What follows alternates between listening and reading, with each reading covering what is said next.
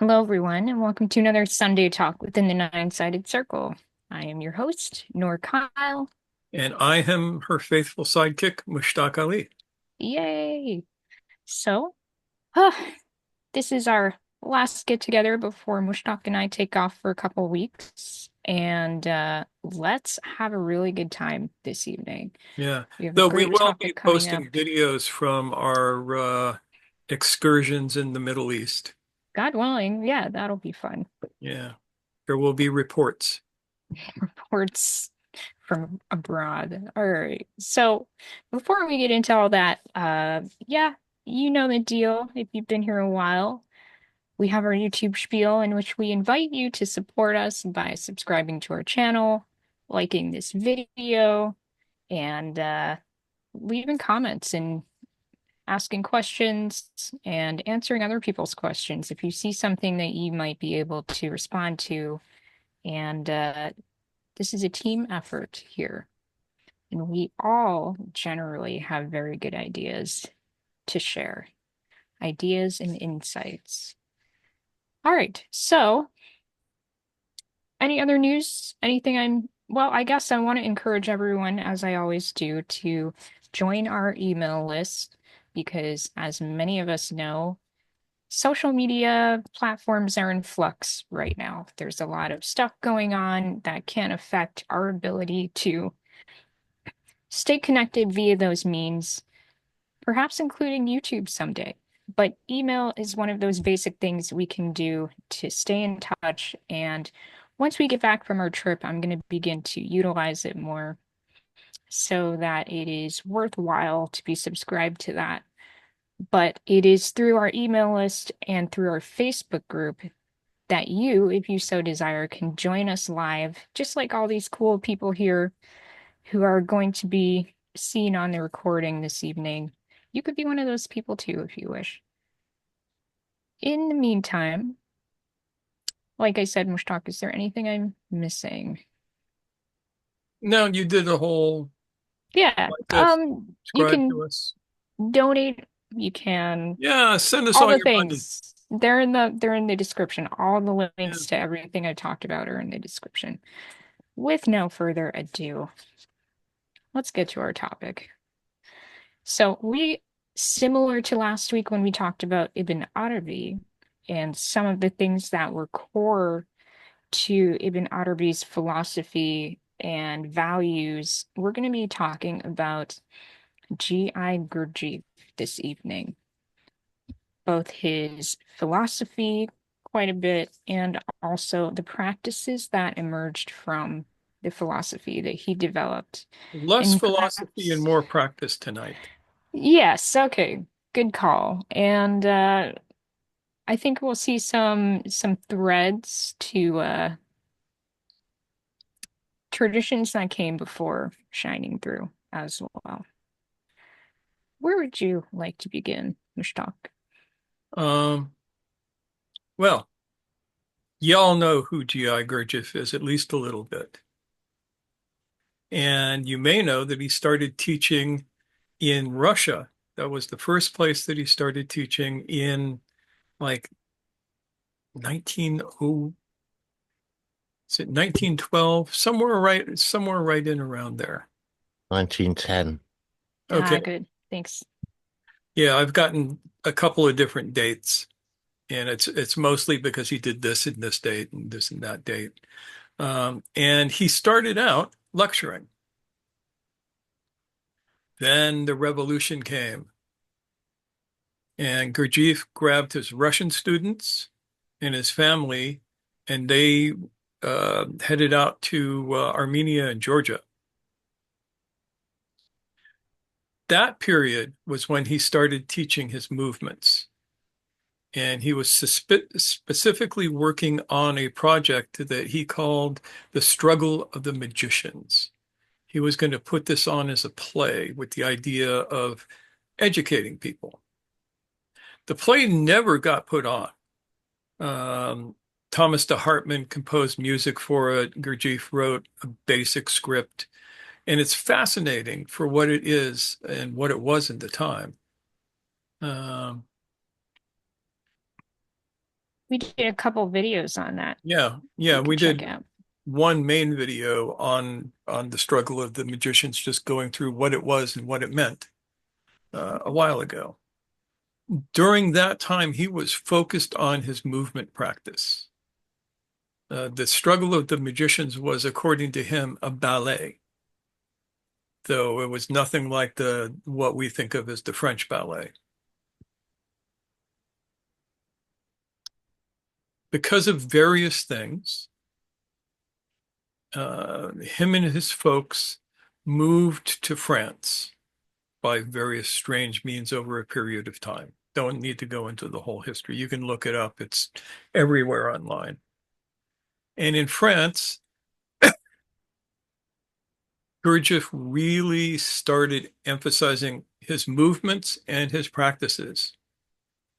In his original lectures, he doesn't talk that much about practices. But in when he was in Paris, he didn't talk about practices in his lectures. And we have a lot of his lectures documented, lectures from before the war, during the war, and after the war. Uh, but he started teaching his practices. This is where people really started working on what I think of as most of the core practices. So, what are these core practices? You may well ask. And the first one that we should talk about is self-observation. There are various points in Gurdjieff's talks where he recommends self-observation as the place to start. And for him, self-observation was uh, very specific how to do it. And we have talked about this numerous times, and we'll undoubtedly talk about it again. So there will be links in at the end of the video. Um, but the important part of this is he began, well, from the beginning, he was experimenting with his students. Now, the ethics of this aside, he was very clear that he was doing this in various things that he said, that his students were his guinea pigs. And he didn't arrive with anything like uh, a full curriculum. He developed the curriculum over a period of years, starting in Russia and ending in France.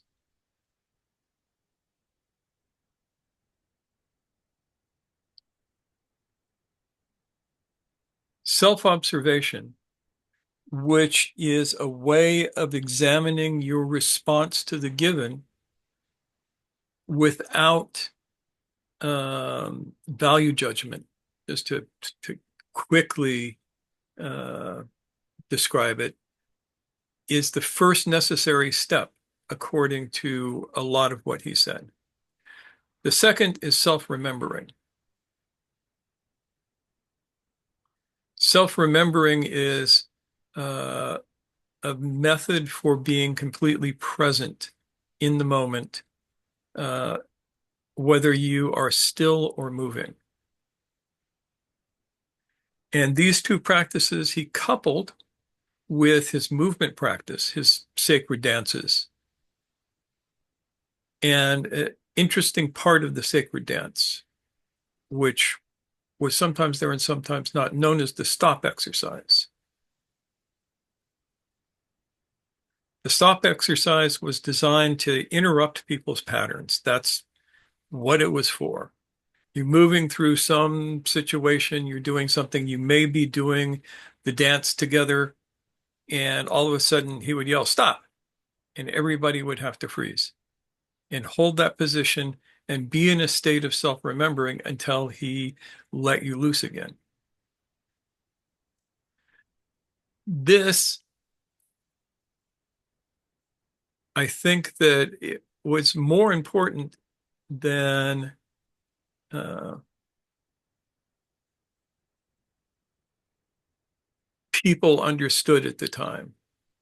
And it was specifically designed to increase your personal awareness. And it went perfectly with the movement practices. The movement practices were designed to break the conditioned movement of the body and to free that up as energy so that you could use it for work. And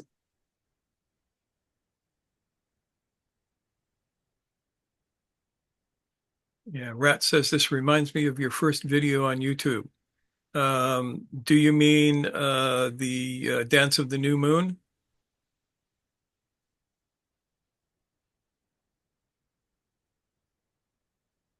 Yes.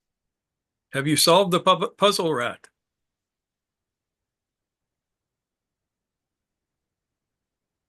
No spoilers, but In all the years of my making that particular story public, only one person has ever read it and go, oh, it's this. And they had no training in any form of the work. It was very interesting.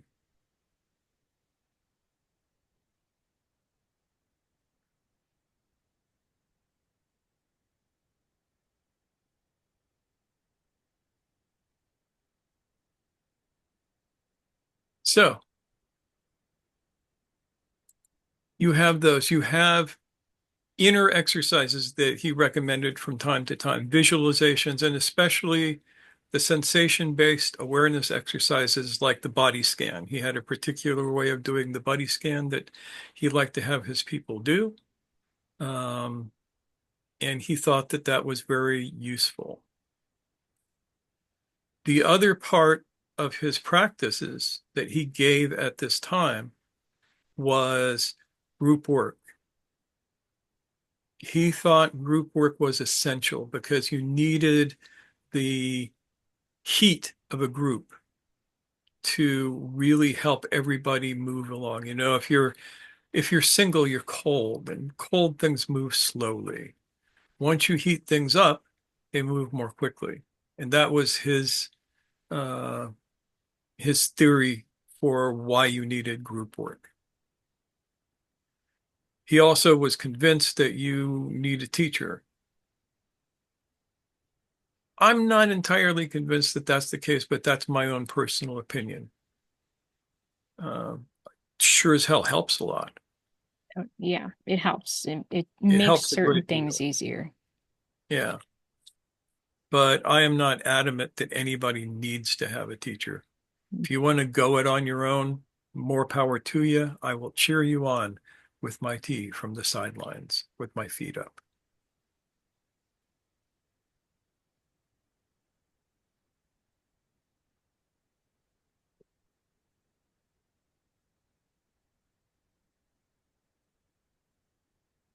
So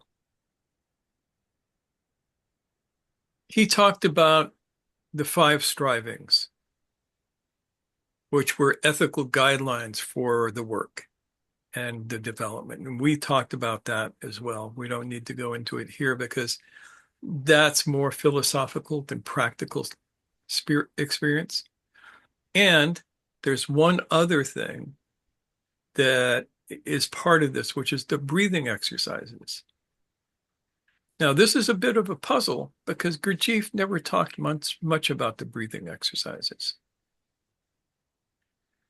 After his, I think of Russia as sequence one, um, Georgia to Paris is sequence two, and Paris has a third sequence, and that's where Gurdjieff stopped teaching and started writing. His groups were no longer instructional, but he had his students listen to what he had written. And he wrote three series, if you don't count Herald of the Coming Good, which was earlier than this. He wrote three series, which were Beelzebub's Tales, Meetings with Remarkable Men, and Life is Only Real Then When I Am. Now, the last book was never finished. And he stopped just before he was going to write about the breath, which has always been a frustration. He, for whatever reason, decided that he did not want to make that information public.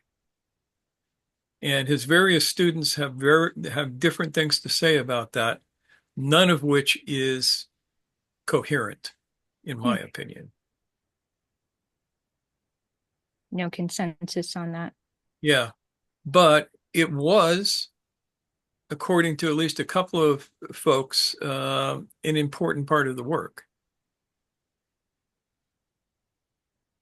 But we don't have a record of directly of what he taught anywhere that I know of. Yeah. Which is so fascinating because for us, that is the first thing that we teach people, basically. And it's the thing that we want all beginners to at least try before moving on to other things. Whereas Gurdjieff was like top secret. At least that's what we've been led to believe in terms of what's recorded and what's been talked about. Fascinating.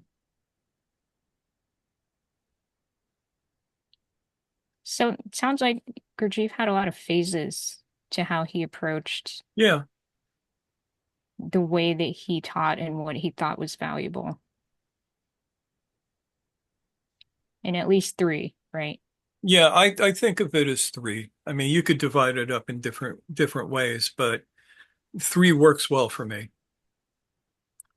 The talking, the doing, the writing about phases. Hmm. Yeah. Which kind of says something about his journey as well, right? Yeah, Not everything, most things, just about very few things emerge fully formed. And he was growing and changing over his lifetime as well. And um, his ideas matured at their own pace.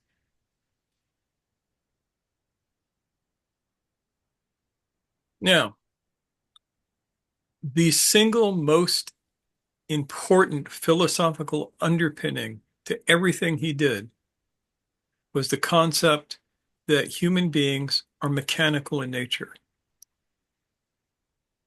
that we that mechanism is a mechanism of sleep.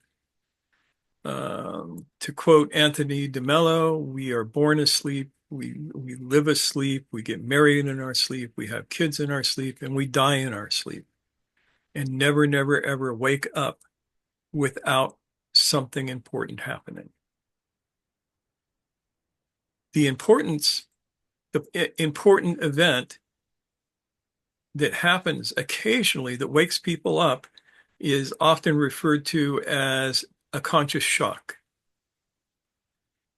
where an individual experiences um, something that disrupts their usual patterns and gives them a moment of lucidity.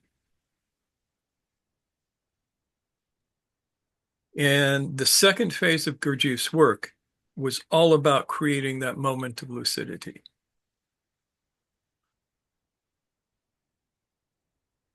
Does that make sense so far? Anybody want to argue with me? I Any love it when people questions want to argue with me. so far?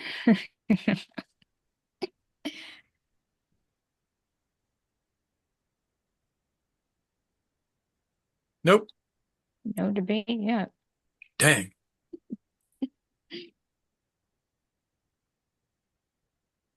So the sleeping human is mechanical and it is driven by habit and external influences. That's what we need to break, habit and external influences. The way we do that is by applying certain shocks to the system that are called pattern interruptions in modern parlance.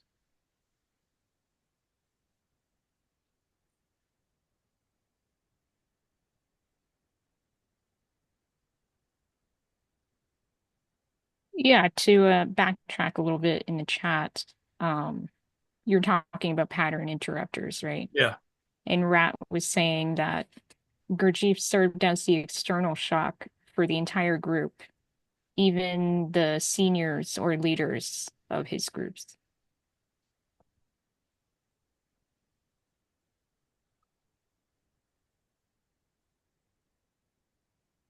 And I'm not quite following. Rat says my method works for me despite Gurdjieff's explicit warnings, and I feel like there's a missing middle there. Though I'm No, no, sure you're right.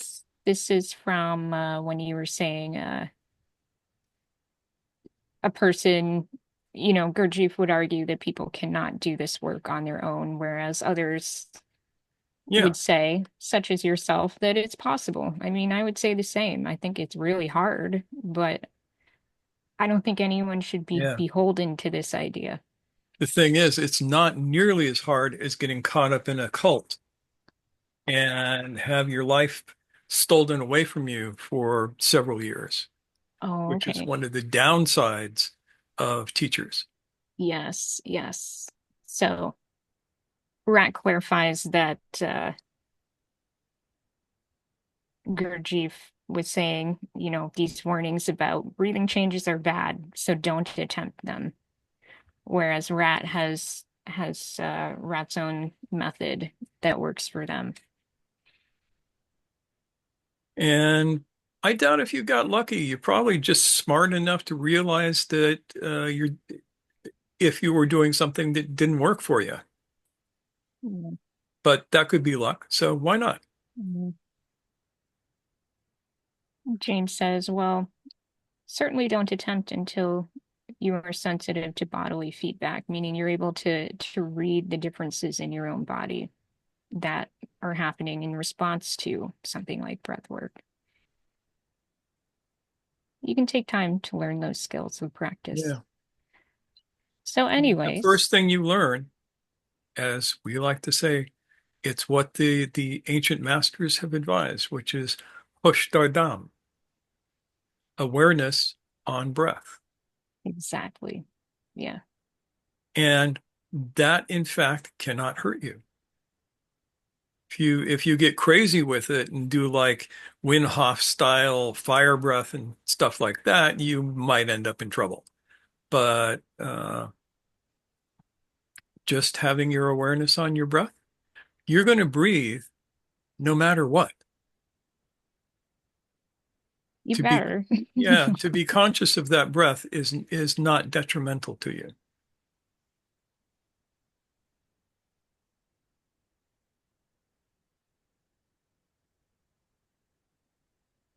Yeah, that's a common thing. Someone mentions the initial application was to stop having panic attacks. And Yeah. yes, And learning to control your breath is the fastest way to do that. yes.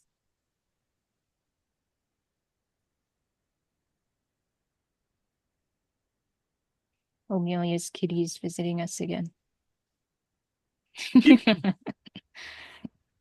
So cute. All right. So Yeah. getting back on track, we were talking about pattern interrupts, Mishak. Yes.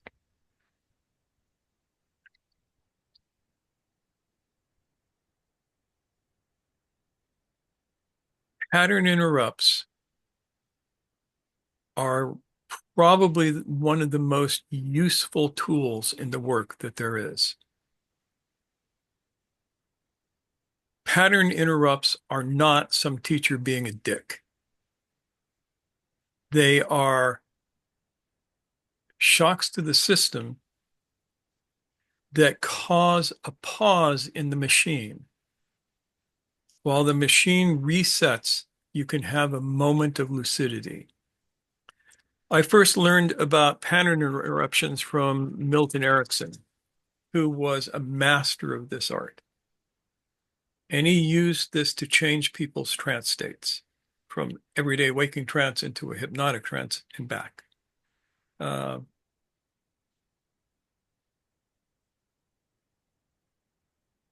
so one of my favorite things that Milton ever did is this guy was like, you can't hypnotize me.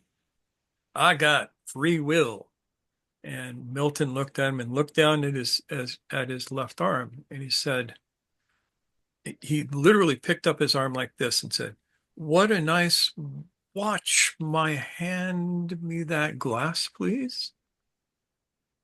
And while the guy was trying to figure out what was just said and just happened, Milton said, "And if it's easier for you to just let your hand float here while you think about it," and he moved his hand, and the guy's hand was still floating, and kept on talking and put him into a deep trance that fast. He interrupted his pattern and interjected something in that moment of pause.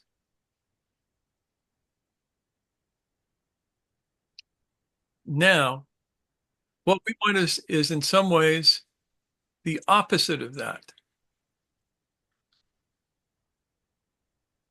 To have a pattern interruption and tell yourself, be awake in this moment. Think about it. Here's a shock. Wow, what just happened? Be awake in this moment. You train yourself to say that to yourself. You train yourself to be present in these moments of shock and to observe. This is where the self-observation comes in. Gurdjieff would create these sorts of shocks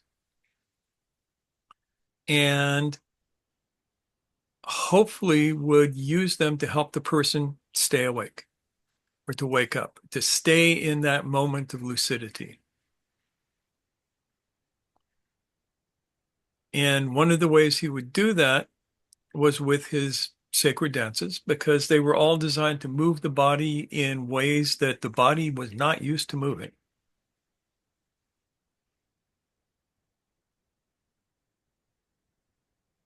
You know how hard it is to pat your head and rub your belly, right? Imagine doing that with your whole body. And that's kind of what you get.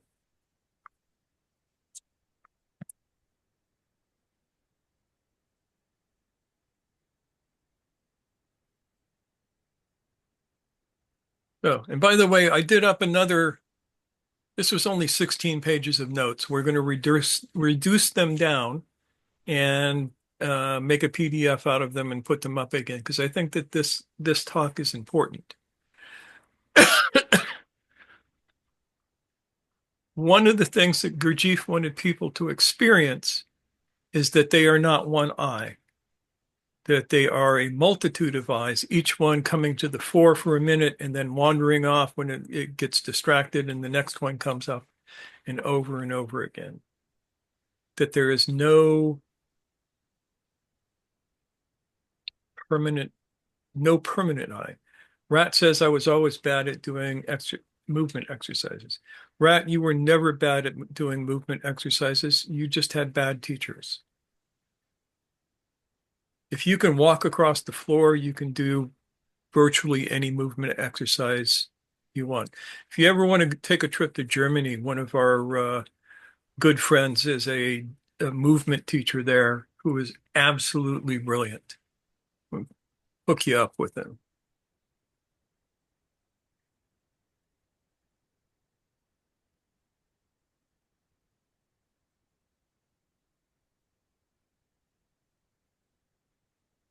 Now, the thing that I have always had the most difficulty with Gurdjieff is his adamant insistence that you need a master.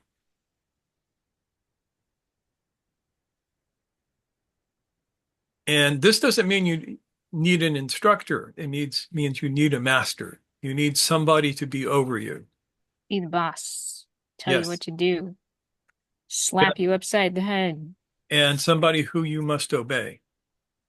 Now, having somebody who you must obey is one way to break up some of this stuff, but it is probably the single most dangerous way I can think of.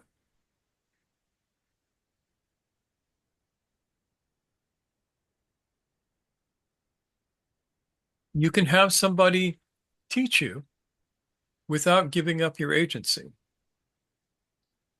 And this is where we strongly differ with the present Gurdjieff schools. Because in everyone that I've ever seen, with maybe two exceptions, none of them are qualified to be a master. India. And yeah, yes, but that's the basic method. He worked, one of his practices was the idea of taking energy through the three foods. Everybody know what the three foods are? This is one of those things we don't really cover all that often, so I think we Yeah. should. Yeah, we should probably talk about it. So the three foods are physical food, a nice grilled cheese sandwich and a cup of tomato soup, classic good food. Air, most specifically breath rather than air, and impressions. Now you need each one of these creates is how do you say this?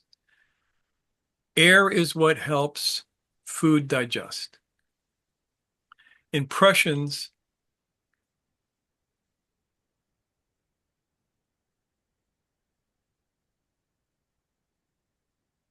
uh, impressions help with the digestion of air.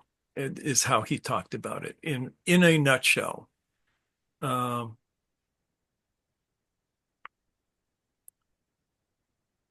so here's the idea for us. If food is fuel for the self, eat good food. Good food, there's a vast array of what can be good food. But figure out what good food is and eat that.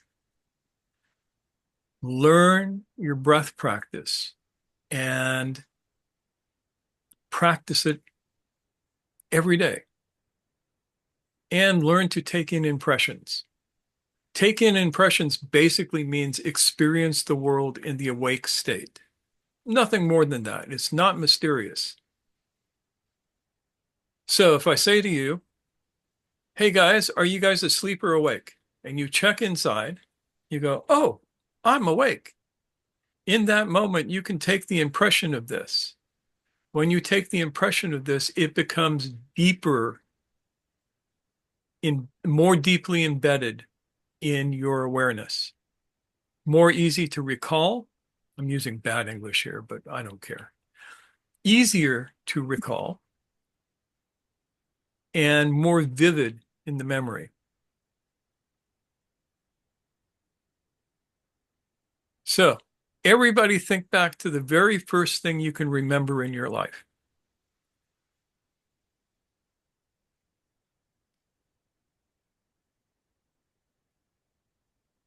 Doesn't matter when it was. Some people that's like 5 years old. Some people it's like 10 years old.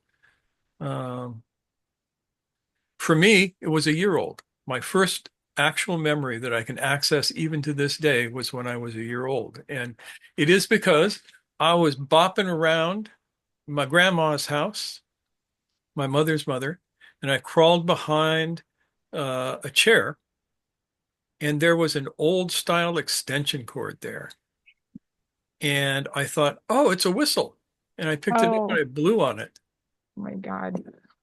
That was such a strong impression.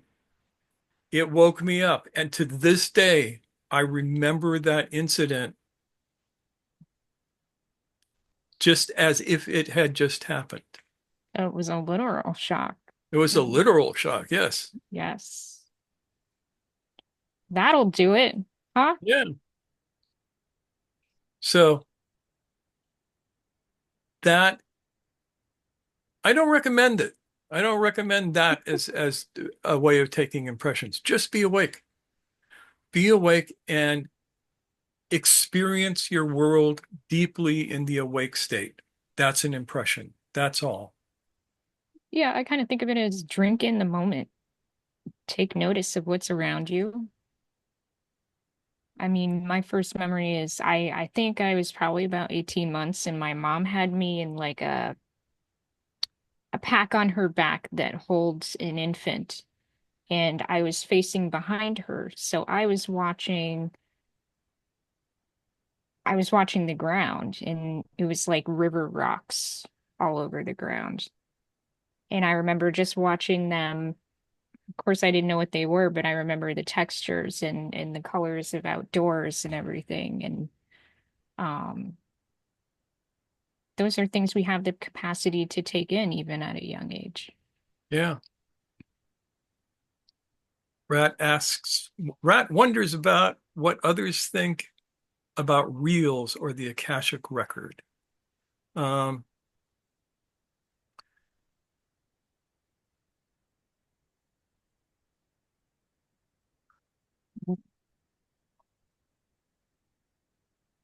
I think that the best description of whatever that is that I've run across is from Rupert Sheldrake, his idea of a morphogenetic field. I never liked the name Akashic record because Akasha in Sanskrit means void.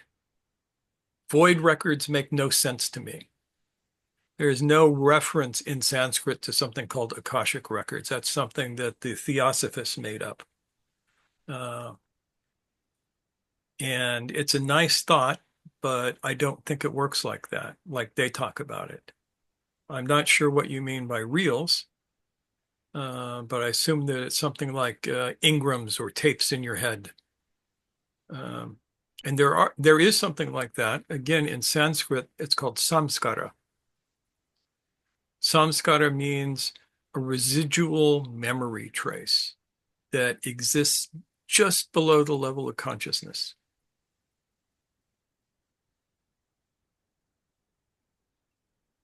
And Slyman devices like Ibogaine and salvia. Uh, for the first, ibogaine or ibogaine, depending on how you want to pronounce it, I think is a fascinating substance for certain things. The most interesting thing that I've seen with it is its ability to cure addiction. The numbers of accounts I have encountered of heroin addicts and crackheads and various other people who do this drug, or it's not really a drug, it's a plant teacher. And in 48 hours or less, they have lost all desire for their addiction. That's brilliant. Salvia,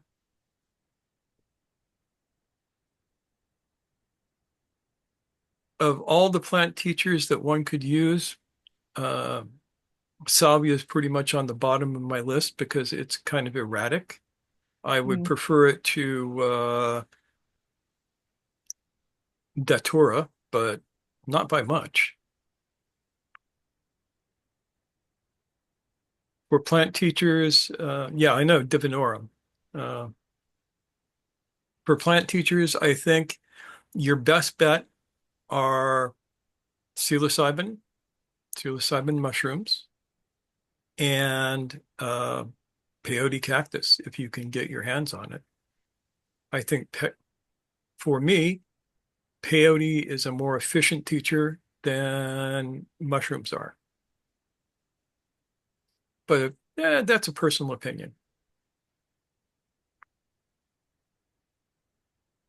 And not everyone has access to that. Most people So, don't. Unless yeah. you're Native American, you probably don't have ready access to it. And don't go out and try and pick it on your own. The peyote gardens are in Texas and they frown upon that.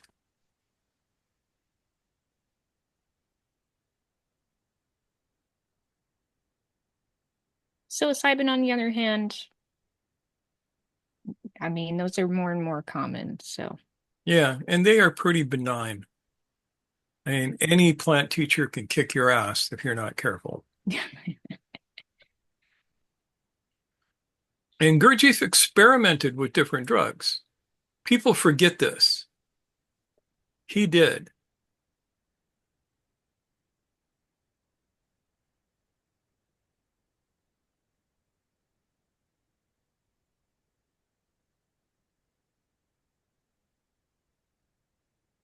So remember, self-observation, which is the observation of your thoughts, emotions, and actions without judgment and in a sort of bracketed way. We have gone over that a lot, so I don't really want to take the time to go over this and make it a super long lecture. I'd like to keep this to something like an hour tonight. Now, the stop exercise, and we've done a talk on this and how you can do the stop exercise yourself in various different ways. And the purpose is to create that moment of presence. When you hit the stop, then you freeze internally and externally, regardless of what you're doing. It's interesting because if you have to freeze internally, if you were thinking about something, you have to stop on that thought and hold that thought without continuing to ruminate on it. Hmm.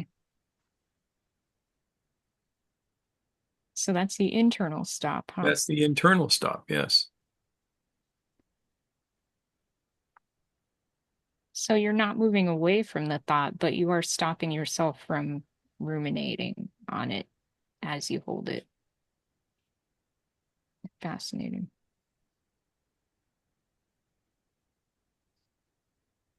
So, the role of the movements in the sacred dances. This is very important. The movements integrate body, emotions, and mind. And they break up sedimentation.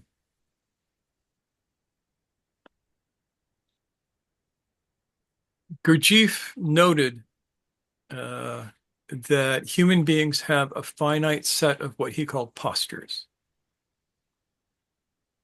I think of it more as patterns, but he used the word postures, at least in it's translated as that word. Um, and he uses the example of an actress who plays a maidservant's role constantly. And that actress has a total sense of the postures of a maid, which is to say the body language of a maid. And if somebody who had the postures of a queen were to attempt to do the maid job, it would be incongruous enough that the play would not work.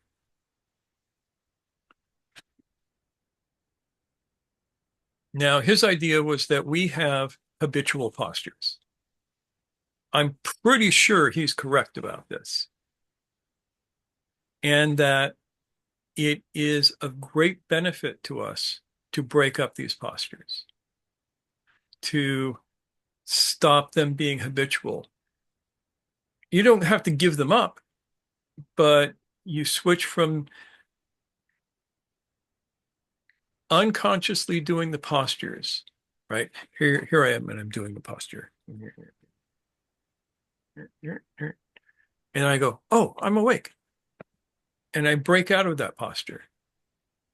And I look at the posture I'm in, and I can change that. And I can take on whatever posture I need for the persona that is most effective for me to project in the moment. And when I am done with that, let it go. This is what we want. And this was his practice of movement, was to find habitual movement patterns break the habitual part of it, and allow you to move in ways that were outside of that pattern. Human beings, most human beings, with very few exceptions, suffer from what's called sensory motor amnesia. This is where you forget how to move in certain ways and you forget yourself in the movement. My first Tai Chi teacher, so many years ago, but this is another deep impression of mine, taught me this. He said, take your hand here, put it here. Now bring it back here. What did you notice? And he said, you noticed where you began and where you ended, and everything in between was empty. He said, Tai Chi wants you to move from here to here with a continuous string of awareness in between those 2 points. So everything in between the beginning and the end is full. He talked about it as if it were a string of pearls and each pearl was a moment of awareness that you were moving through. And he said, the string is infinite. Even if you only move 2 inches, the string is infinite. When you can do that, you have changed everything about how you move. And that means you've changed everything about how you perceive.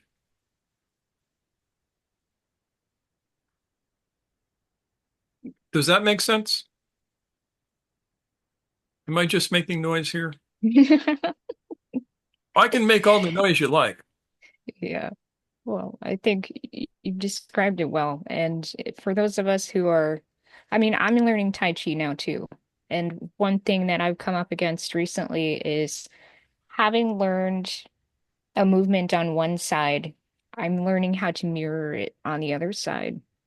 And I built my understanding of what I've already done based on the way that it feels in my body when I do the movement.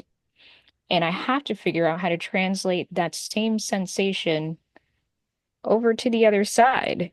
So it's going to feel both similar and different. And I've had to work through the sensory motor amnesia that says every time I go to do the mirrored move, I want to use the limbs in the directions that I used the first time I learned it. But over time, being patient, lightening up, and practicing, it's becoming easier and easier to be flexible between one side and the other. And I know that this is going to benefit me not only in learning the whole of the form, but in just doing everyday activities to not be so stuck in one way of doing things. And I'll be more aware of my body and less stuck in amnesia generally. These things are learnable.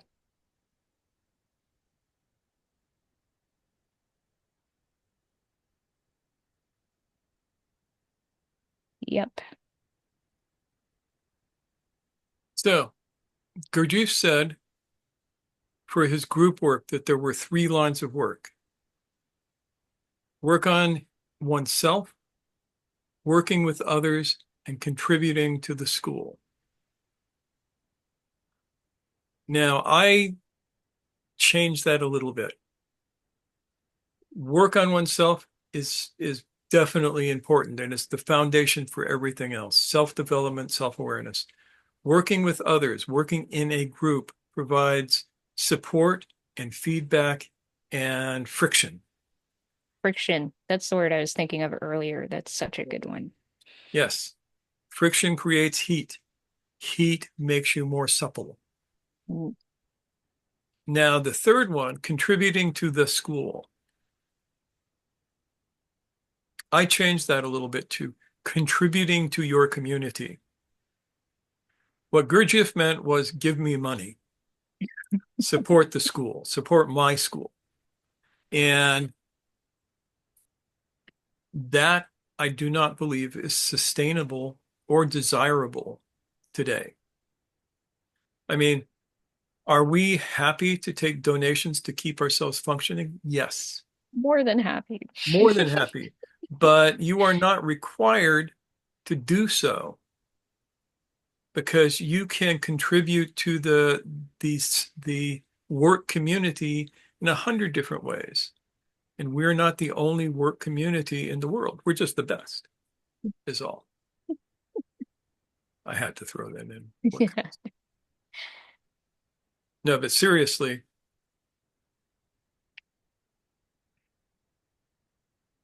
working to support your community is really beneficial for your own growth. And your community is whatever it is, whatever helps you wake up, whatever supports you in your awakening, and whatever supports you in furthering that for other people. Whatever, whoever. Hmm. Yeah. Yes. And anybody who tells you anything else, to quote Wesley, is trying to sell you something.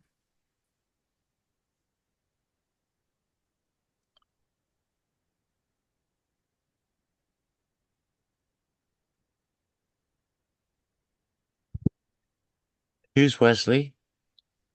Have you never seen The Princess Bride? No, never. Then my explanation would be meaningless to you, and your life That's fine. is not fulfilled yet. I'll keep an eye out for it. Yeah, it's seriously one of the best movies ever made. And that's by somebody who has seen it probably 40 times by now. I saw it when it came out in the theaters and was wowed, but I had read the book before that, and I went ready to be disappointed, and it was as good as the book. I've never said that about a movie before. Even the author felt pretty good about it, if Yeah, I well, recall correctly. the author wrote the screenplay for the movie. Oh, there you go. Yeah, Bonus. that was his demand to give them the rights to make the movie. Don't mess up my book. Yeah, he said The Princess Bride was the only book he ever wrote that he cared about. His So, baby.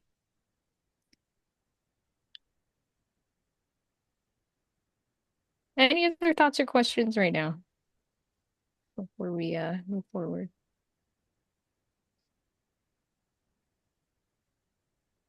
Sure. Yeah.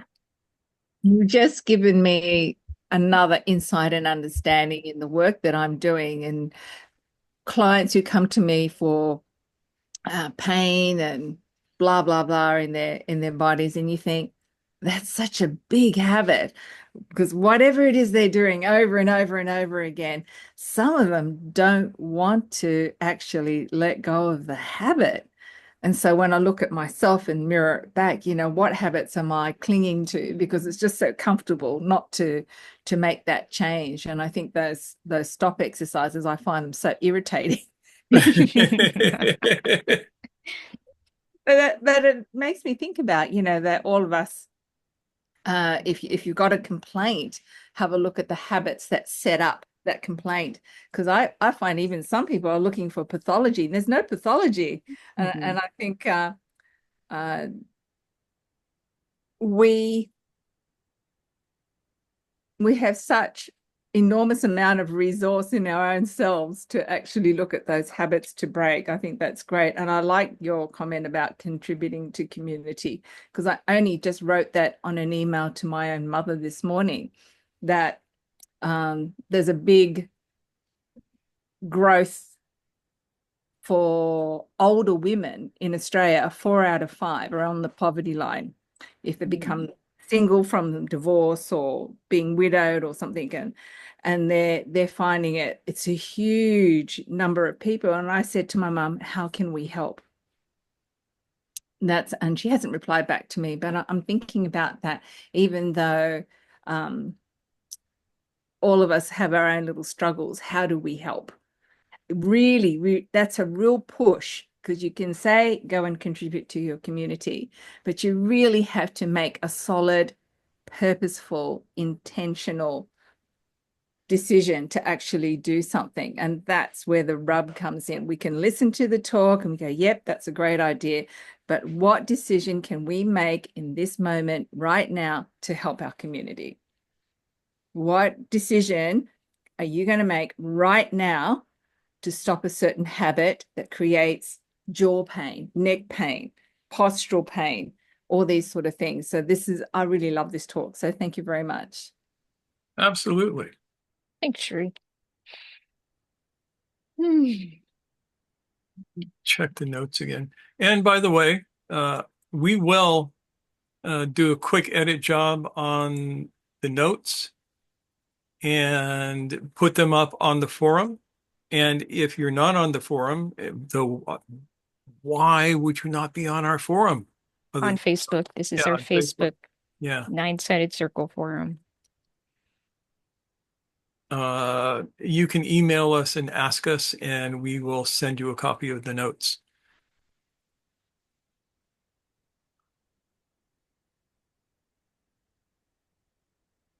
Perfect opportunity to join our email list too. Yeah, join the email list. Because if you're not on the email list, I should tell you, if you're not on the email list and you email us asking for something, you'll end up on our email list, but only in the basket that says wants free stuff. So we won't like spam you with other things.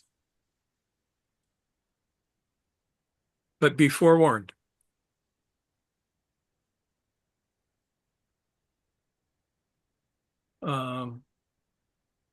So the practical application of Gurdjieff's work was to be able to do it in life, not just sitting in the studio or the dojo or the kwun or the monastery. And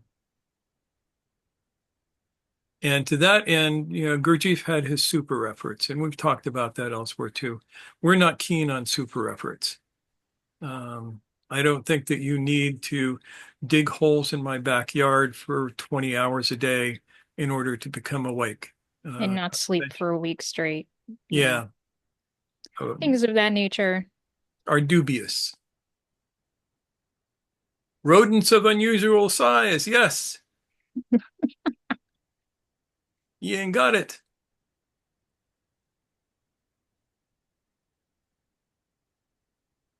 And then the question is rat in fact a rodent of unusual size?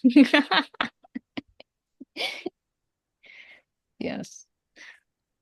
And rat says, life will deal us super effort worth stuff. Yes. Agreed. Yes. As if there's not enough crazy shit going on. We don't need to throw more on our plates than what we already have going necessarily. Yes. Rat says, rat is not a real rat or a real doctor. Well, damn, we're not coming to you for help then.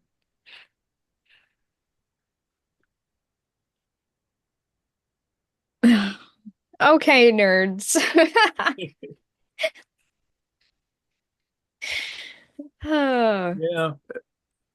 It is a truth that most of the people who end up here are in fact nerds.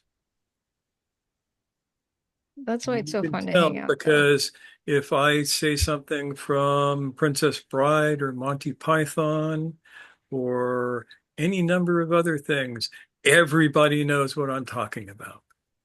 Almost everyone, except Ian, but Ian will find out. Yeah. Ian has to be an honorary nerd until he catches up.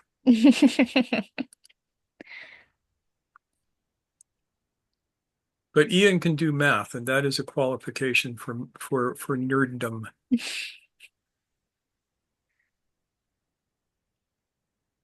So we will now look at the 5 Obligolian strivings.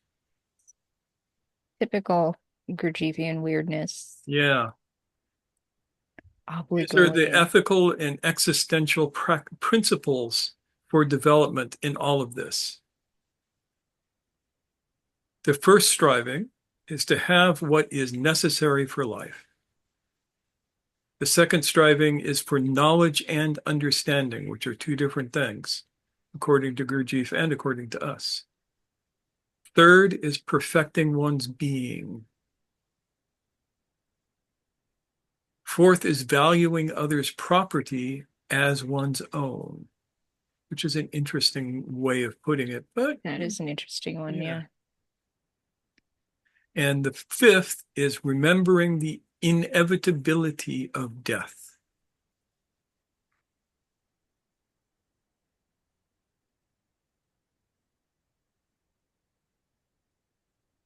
Or in the words of the poet, 9 to 5, baby, 5 to 9, baby, 9 to 5. No one here gets out alive.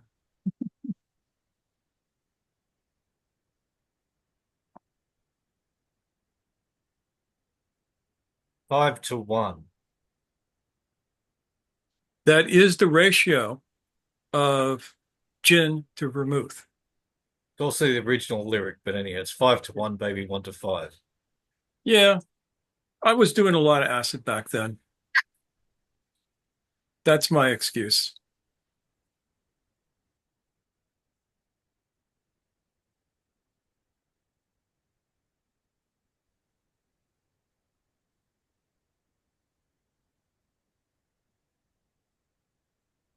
And it's funny, Rat, you are the second person to recommend that comic strip to me today. This is an XKCD strip, the Yeah. one titled 10,000. Yeah. Our housemate, classic nerd, MIT nerd. And she was we were talking about comic strips, and she said, that's the one. That in my generation, that was the strip. It's true. Yeah, it's true. Whereas in my generation, it was Far Side and Bloom County Mm. and Bugs Bunny. Bugs Bunny is an avatar of Shakyamuni Buddha. I mean, for me, I'm just scrolling through the XKCD website and just seeing these little uh snippets of images from old classic comics of theirs brings back a lot of memories. So Yeah. But lest we digress, those 5 strivings are sort of a template for how to live one's life. And within those, the practices fit. So I think that it is necessary, absolutely necessary, to separate Gurdjieff's practices from his philosophy, cosmology, and theology. Mm. His practices have a lot of value. Most of them come from Sufi thought, specifically from the line of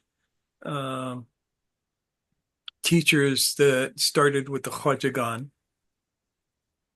And those practices are still taught today by those lines of teaching. And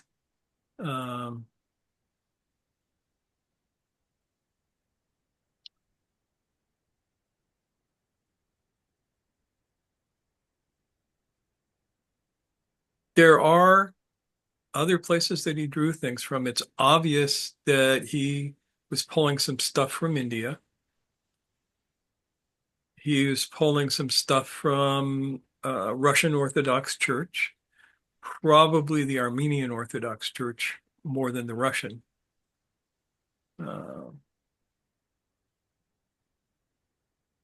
But by and large, when you look at what he says and what he does in his practices, it is obvious that he cribbed a lot of stuff from Sufism.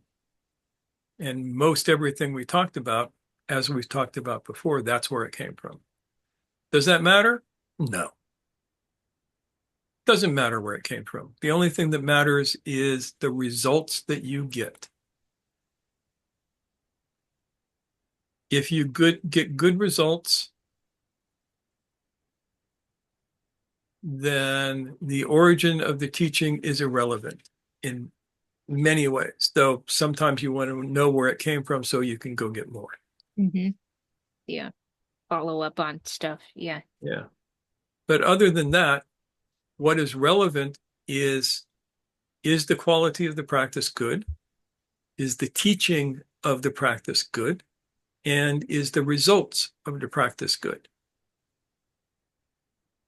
And I think that you can throw out 7/10 of Gurdjieff's philosophy and never miss it. But his practices are pretty foundational. So I have hopefully now alienated myself from every student of Gurdjieff out there, and we can end.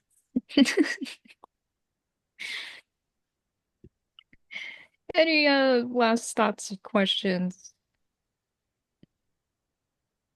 Debate points? Um,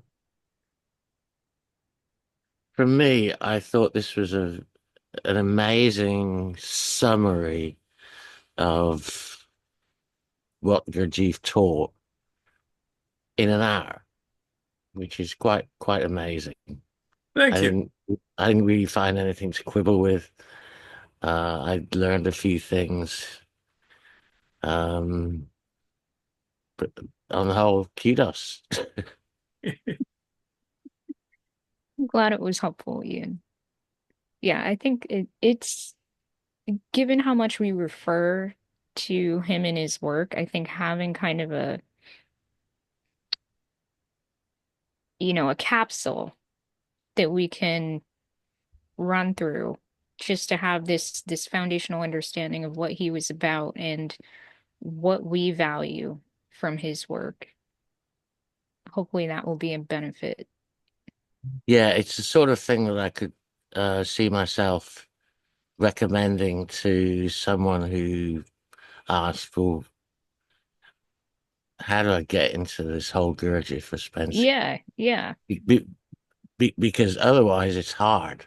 Where do you start? And It is I've got overwhelming. books and books and books on it, and but that was because I started young. And even then, we remain confused. It took me a while to warm up to this stuff personally. And now it all seems to fit together just like another puzzle piece in the puzzle at large. But in the beginning I was like, why are we doing this? I'm interested in Sufism. I don't care about this random dude who did a bunch of quirky, strange things for a few decades that everyone seems to be pretty either mad at or excited about. What's this? Why does it matter? But I get it now. I get why he has been a helpful interpreter of traditions that were otherwise hard to contextualize for Europeans, for Yeah, example. that was the main thing. Yeah, And along with that, he threw a lot of bullshit at the thing. Mm. I stopped reading Gurdjieff for a while when I ran across, oh, the moon is evolving, it's getting warmer, and it's going to develop into a living planet. It's and like, the sun is cold. yeah, it was like, yeah, I can believe a lot of interesting things, but that strains credulity just a bit beyond the breaking point. Yeah. But we're all eating around in anything. I'm sure people do that with Sufism as well, eating around the parts that are not relevant or helpful. Yeah, or that are spoiled. Yes. And It's like you have a block of cheese and there's some mold on it, right? Cut cutting off the off the mold. yucky parts. Yes. Yeah. and still finding benefit from what speaks to us. Yeah, well, one of the things that's interesting for me is that I came at this the other way round. Apart from discovering Rubens Mathnawias in my late teens, I actually spent far more time on Uspensky and then Gurdjieff over the years. And one of the values of this group for me has been learning a lot more about how it seems that Sufism was the basis for a lot of Gurdjieff stuff. And uh, although Rumi gave me a very favorable view of Islam, um, it's very difficult for me to approach Islam directly. Yeah. Um, Makes perfect sense. and there's a very good reason why I say I have no religion. It's not that I'm most definitely not an atheist or an agnostic. I feel free to take what I find to be good from every religion. Um, Yeah. Yeah. and I've learned some very interesting things about Islam from you guys. Stuff that I really hadn't a clue about before. Thanks, Ian. Means a lot.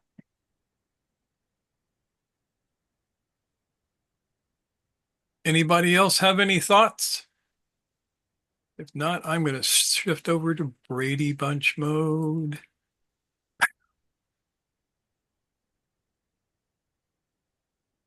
Well, here we are. Here we are, Brady Bunch mode.